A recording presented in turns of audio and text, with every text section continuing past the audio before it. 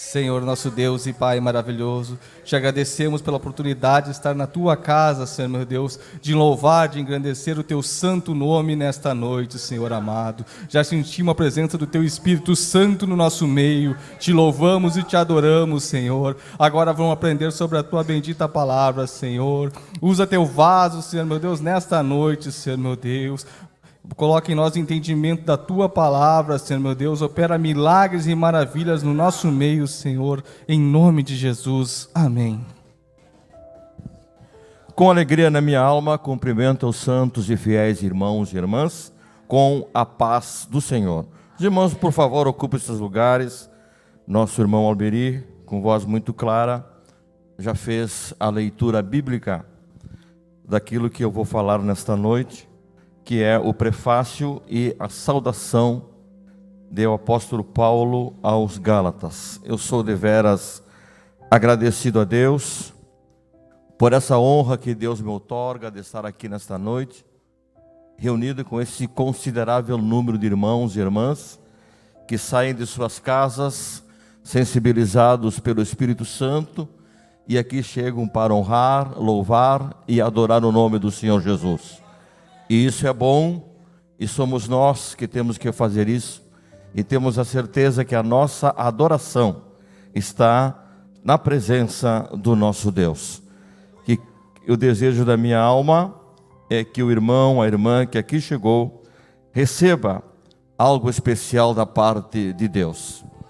Antes de começar a ministração da palavra do Senhor, eu quero parabenizar ao meu irmão em Cristo e particular amigo, Maicon Vicente, está ali ao lado da sua esposa, irmã Daiane, que amanhã estará aniversariando. Próximo será pequeno para receber o número dos irmãos e irmãs lá. Cada um paga o seu, ele não vai pagar nada não. Graças a Deus que estamos aqui, começando nesta terça-feira, a chamada terça temática. E começamos com uma das epístolas em que, conforme a opinião dos estudiosos, parece que o apóstolo Paulo está bem diferente das outras cartas, bem áspero, falando forte, porque alguém a que ele ensinara a verdade, facilmente se afastou dos caminhos do Senhor.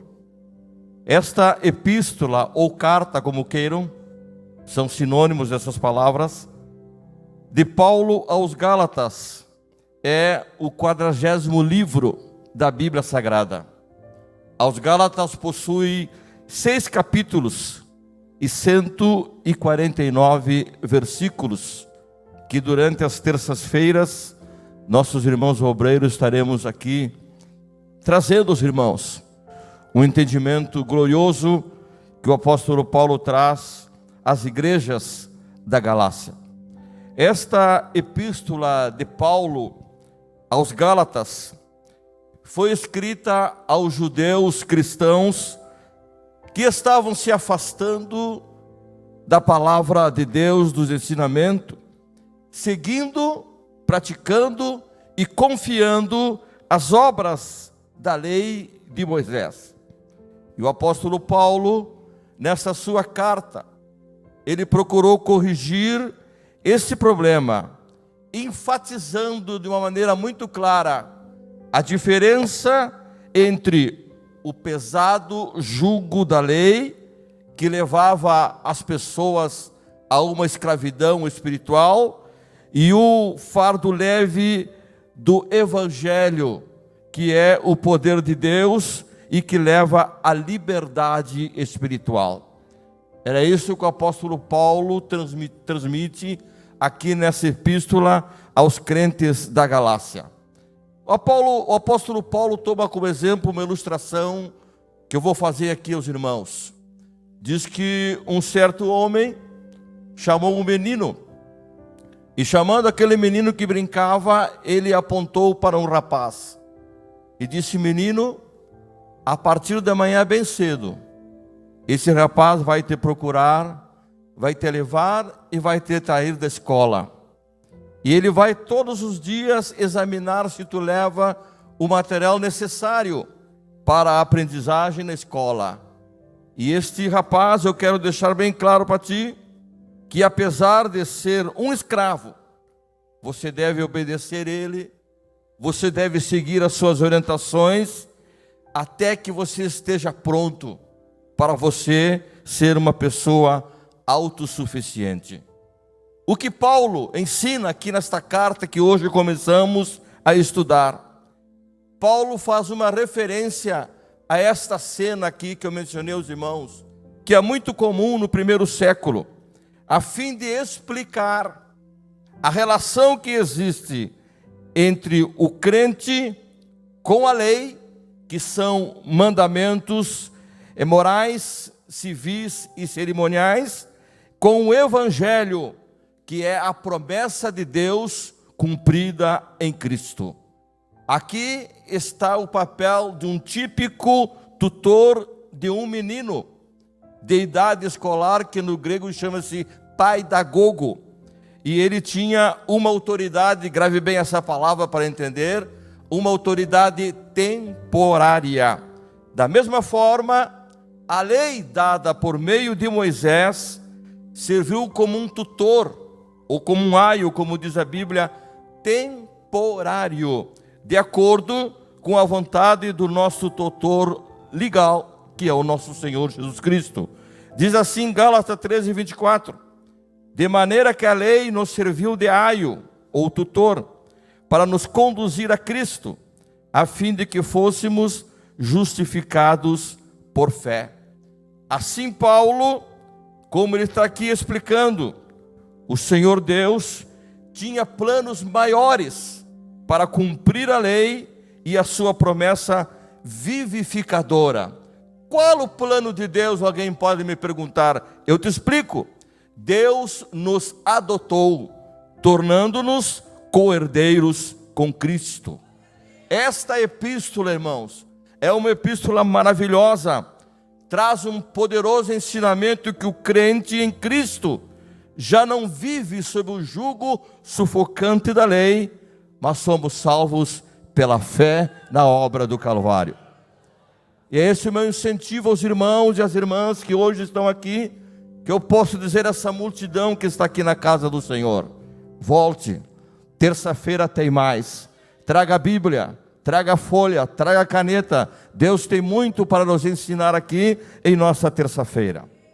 Em que data foi escrita essa epístola, já que eu sou incumbido de trazer o prefácio e a saudação de Paulo? Quando a data que foi escrita essa epístola? Meus irmãos, não existe unanimidade entre os estudiosos da Bíblia quanto ao destinatário, ao lugar e à data que esta epístola foi escrita. As datas mais prováveis começam a partir do ano 49 depois de Cristo e elas se estendem até o ano de 57. O primeiro versículo aqui, capítulo 1 e versículo 2 melhor, diz assim: a todos os irmãos que estão comigo, as igrejas da Galácia.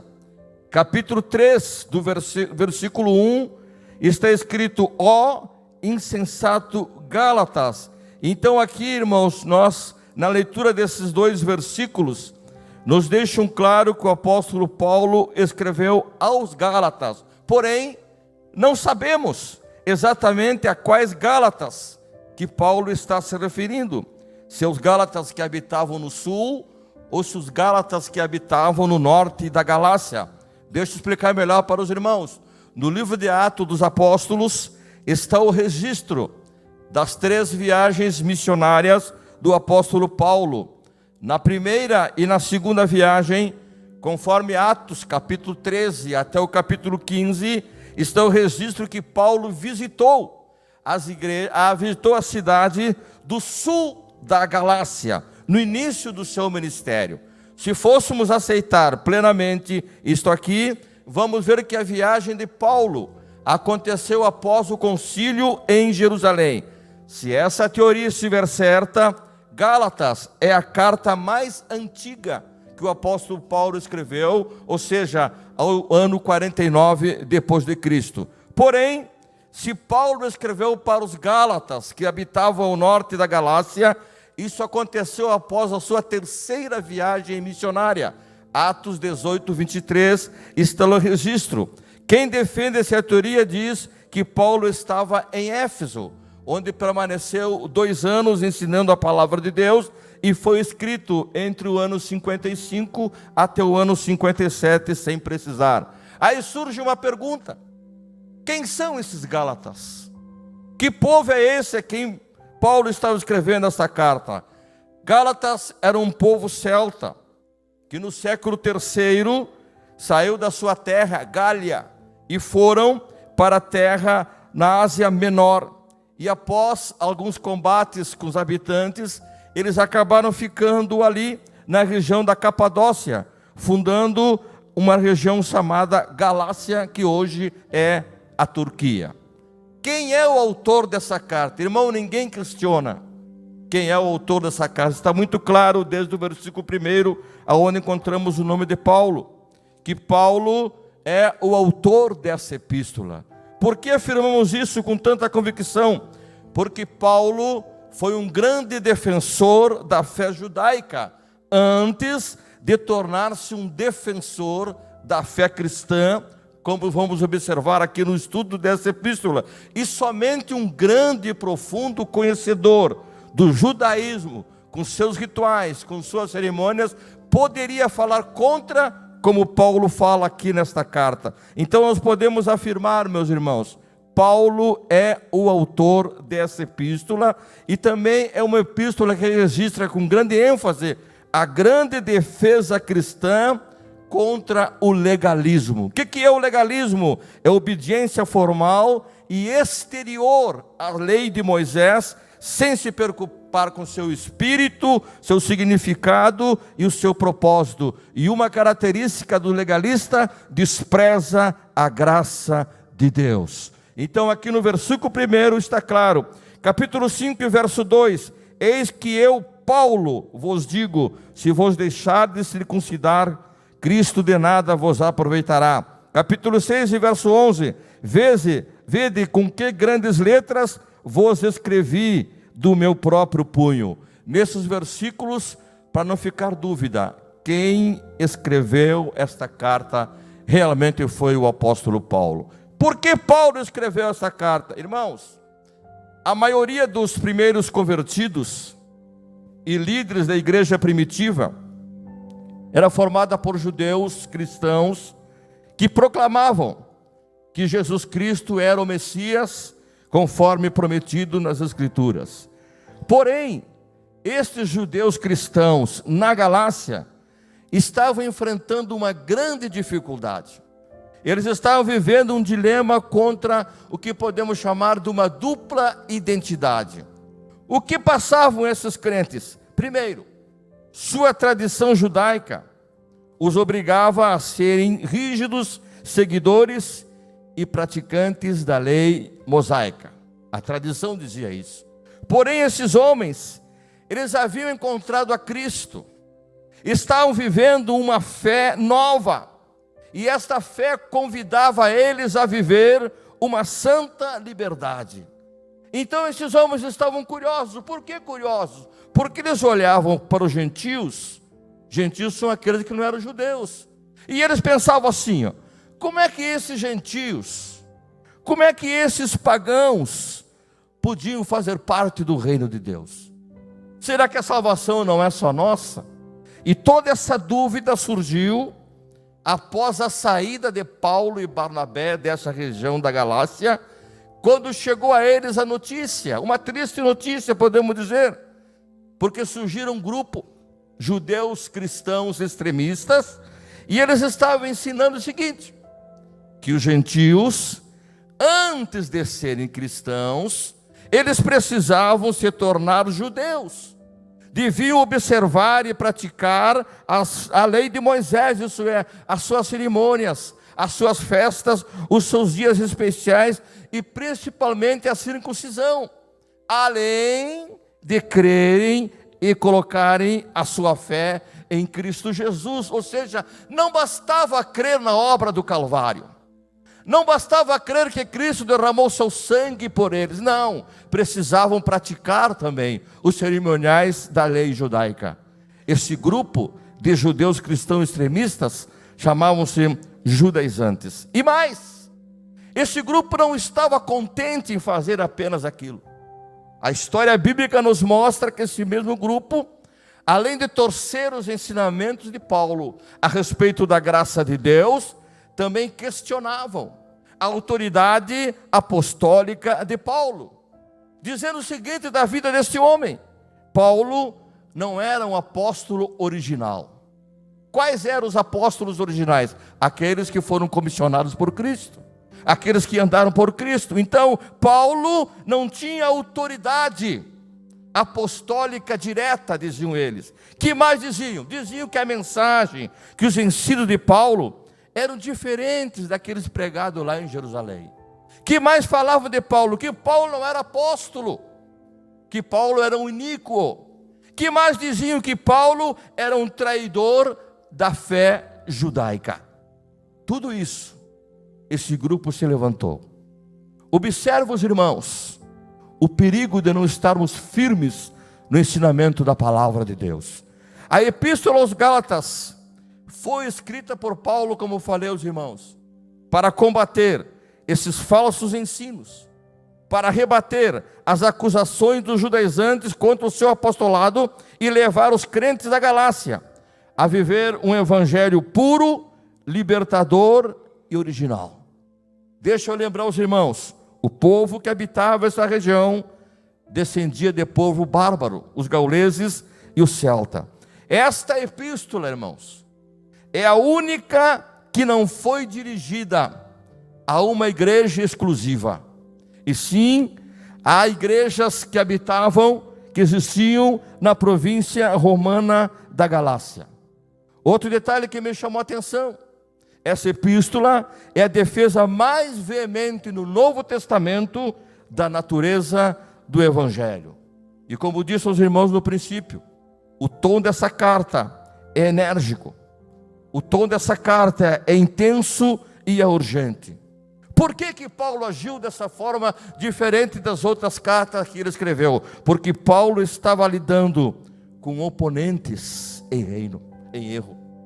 Pessoas que estavam disseminando mentiras, estavam destruindo a boa semente do Evangelho, estavam corrompendo crentes que estavam felizes em saber que iriam para os céus. E Paulo disse: não, o que eu tenho que fazer é urgente, e eu vou mostrar a verdade.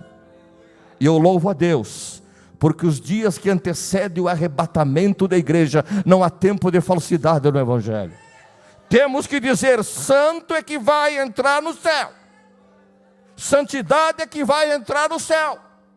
Por isso que Paulo estava enfatizando, ele foi áspero com essas suas palavras. E mais, os Gálatas estavam se iludindo, irmãos, e facilmente abandonando o Evangelho que havia libertado eles.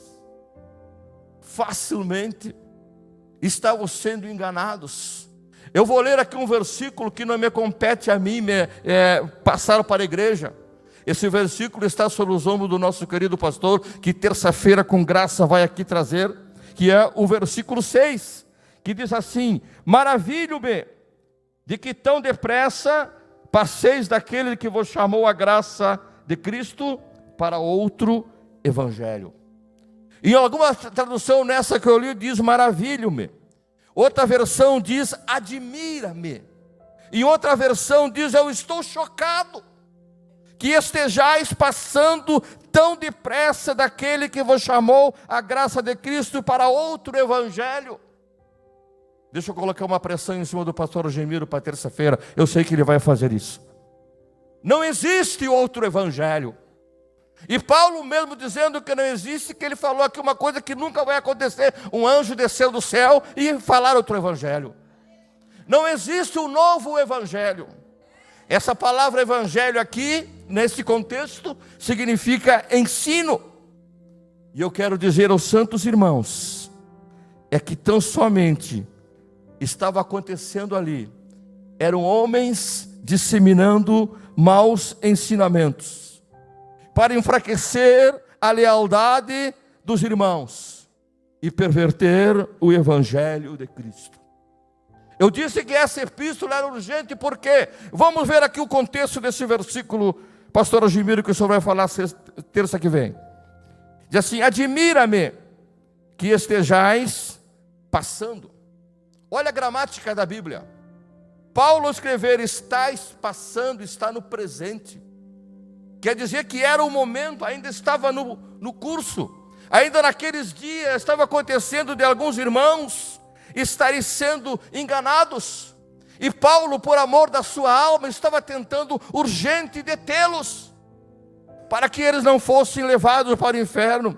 Eram falsos ensinadores para afastar os Gálatas da verdade.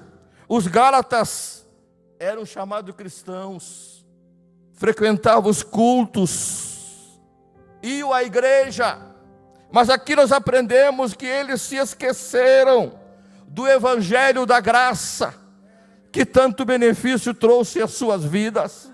E eu quero nesta noite, com a graça do Espírito Santo que repousa sobre a minha vida, dizer: meu irmão, minha irmã, cuidado com a pessoa que bate na tua casa, que vai lá tomar chimarrão contigo, e você começa a falar da Bíblia, dos ensinos, e não, isso não é mais assim, agora está mudando a coisa. Não, o Evangelho que liberta ainda é o mesmo. Este é o Evangelho verdadeiro, e eu sinto a graça de Deus para te dizer: cuidado. Vai tomar chimarrão na tua casa e começa a dizer: não, mas não é bem assim. Estão alargando a porta dos céus, contrariando os ensinamentos puros da palavra de Deus. Muita gente boa que poderia ser usada na obra de Deus estão se afastando porque estão sendo contaminados por esses falsos ensinos. Mas nesta noite o Espírito Santo de Deus está aqui para alertar a nossa vida. O céu nos espera. A Bíblia diz assim: permaneça naquilo que você aprendeu. Eu tenho certeza que terça-feira o nosso querido pastor tem algo mais profundo. Deixa eu usar uma expressão que me veio à mente agora, pastor: uma janta mais forte, né? Terça-feira que vem fica o meu convite mais uma vez. Venha, convide mais alguém, traga a sua Bíblia, traga um caderno, traga caneta e vamos aprender juntos a palavra de Deus. Capítulo 1, do versículo 5. Aqui o apóstolo Paulo, ao saudar os crentes, ele é do modo bem resumido. E aqui Paulo apresenta nesses 5 versículos os 2 principais temas da epístola, que é a defesa da autoridade própria do seu apostolado, e o segundo tema, que é a conservação da doutrina da graça. Ressalta que o fundamento da fé cristã esta é a única e exclusivamente na morte vicária e ressurreição de Jesus Cristo, o Filho de Deus. Diz assim o versículo 1: Paulo, apóstolo, não da parte de homens, e nem por intermédio de homem algum, mas por Jesus Cristo e por Deus Pai, que o ressuscitou dentre os mortos. Observe, os irmãos, como Paulo se apresenta agora. Como é que Paulo dirige essa carta de ensino aos irmãos? Ele usa primeiramente o seu nome, se identificando, e coloca depois Paulo, apóstolo. Apóstolo significa mensageiro, embaixador, que representa quem o enviou. Paulo aqui está dando uma resposta aos judaizantes, eles que rejeitavam que Paulo não fazia parte daquele colégio apostólico original. E Paulo aqui destaca o seu título: olha, eu sou apóstolo. Ou seja, vocês que entendem, eu fui enviado, eu fui chamado, eu fui comissionado diretamente por Deus. Observe que ele disse assim: Paulo, apóstolo, não da parte dos homens, nem por homem algum. Eu chamo a sua atenção, irmão e irmã, outra vez para a perfeição da gramática na Bíblia Sagrada. A preposição dos, olha aqui, não da parte dos homens. Essa preposição dos mostra a fonte e a origem da sua autoridade apostólica. Paulo aqui está deixando bem claro: a minha autoridade não procedia do ser humano. O que eu sou, o que eu pratico, o que eu vivo, a autoridade que eu tenho, não foi homem que me deu. E Paulo continua: mas por Jesus Cristo e por Deus Pai. Essa preposição por revela o meio pelo qual a sua autoridade apostólica lhe foi dada, e que também não se derivava dos homens. Eu recebi de Deus, foi Deus que me deu. Há uma palavra que enche a minha alma de alegria, em saber que o obreiro tem que ter convicção. O que é convicção? Certeza no que fala, certeza no que pensa, certeza no que vê. Venha a luta que vier, eu tenho convicção que Deus me chamou. Não, mas você vai cair. Não vou cair, não. Deus me chamou e a mão de Deus me sustenta. Esse monte de acusação contra a vida de Paulo, seu ministério, contra os seus ensinos, não foi homem que me chamou, vocês estão enganados. Eu não estou aqui porque eu sou queridinho do papai, eu sou queridinho do titio, porque meu avô, não, Senhor, eu estou aqui porque Deus me chamou. E eu quero dizer para você que me escuta nesta noite: não se precipite, descanse na promessa de Deus. O que Deus tem contigo, nem inferno nenhum vai impedir. O propósito de Deus vai se cumprir. É de Deus.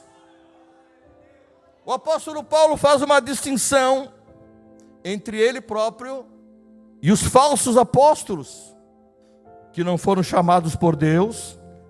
E Paulo também se coloca aqui no mesmo nível dos 12, que também foram revestidos da autoridade por Deus.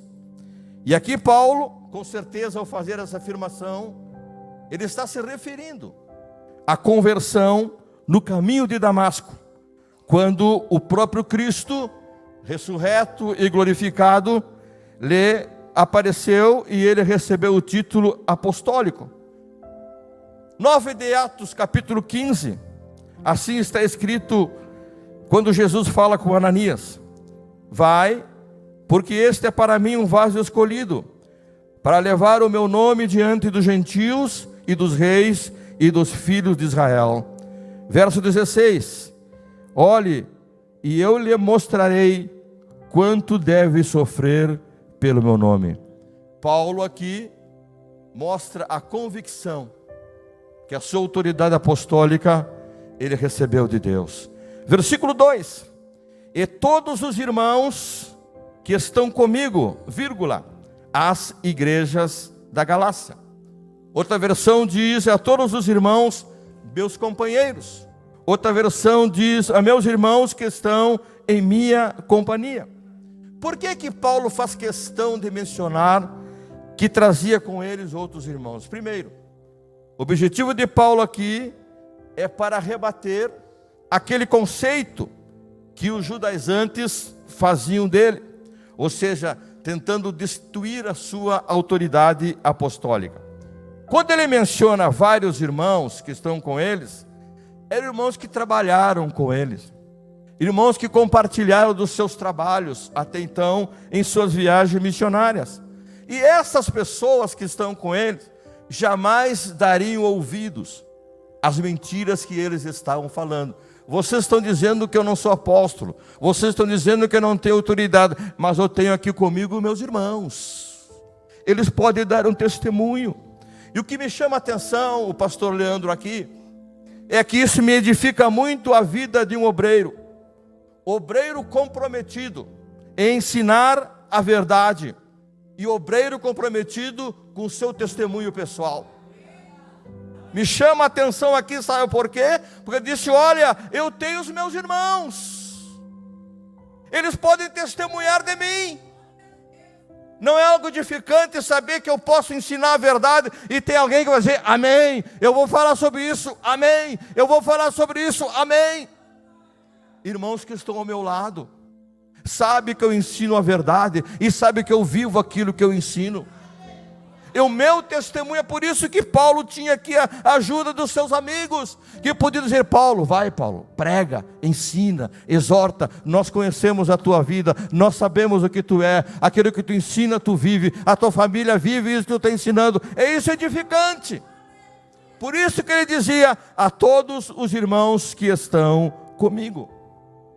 Verso 3: graça e paz da parte de Deus Pai e de nosso Senhor Jesus Cristo.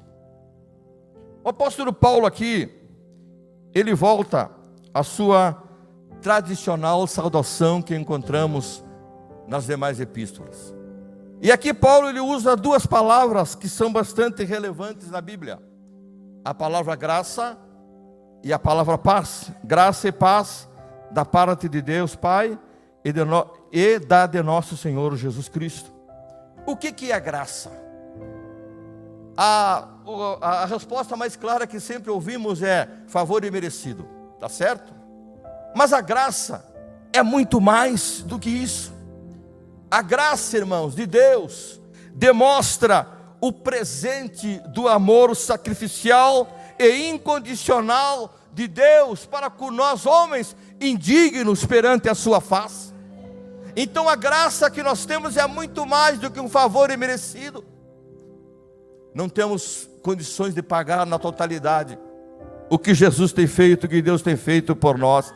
A essência da graça é a certeza, é a convicção que nós estamos sendo livrados da punição do pecado.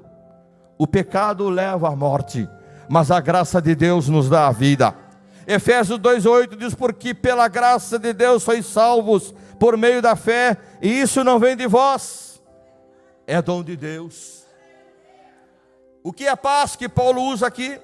Paulo, o sinônimo mais usado é ausência de guerras, mas aqui nesse sentido, paz da parte de Cristo é a ausência da hostilidade entre Deus e os homens.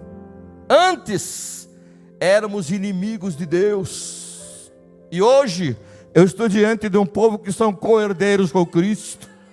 Você vai entrar no céu, irmã. Você vai entrar no céu, irmão. Você vai desfrutar da riqueza de Deus. É isso que a paz de Cristo nos dá. Não temos não temos mais rivalidade, não somos mais inimigos de Deus. Aleluia, glória a Deus. Só que nessa saudação aqui, que parece tão comum, a preocupação de Paulo com o afastamento dos Gálatas do verdadeiro evangelho se torna evidente. Até mesmo na saudação, Paulo não perdeu a oportunidade de esclarecer, de jogar, posso usar essa expressão, jogar na cara dos judaizantes os ensinamentos errôneos que eles estavam trazendo aos crentes da Galácia. Olha só, é interessante notar aqui, porque esta epístola que eu disse para os irmãos é diferente até na saudação. Se nós olharmos as epístolas aos Romanos, 2 Coríntios, Efésios, Filipenses, Colossenses, Tessalonicenses, nós vamos ver que essas igrejas sempre receberam uns elogios de Paulo. Por exemplo, aqui em Romanos, Paulo disse assim: dou graças a Deus, porque em todo o mundo é proclamada a sua fé. 2 Coríntios, Paulo disse assim: eu dou graças ao meu Deus a vosso respeito. Mas aqui não. Paulo não trouxe nenhuma palavra de elogio a esses crentes. Pelo contrário, ele começa já atacando de forma o sistema legalista dos judaizantes. O que Paulo quis dizer para eles, saudando graça e paz? Escute só, queria dizer o seguinte, escuta aí vocês: se a salvação é pelas obras, como vocês ensinam, então não é pela graça. E se não é pela graça, não pode resultar em paz.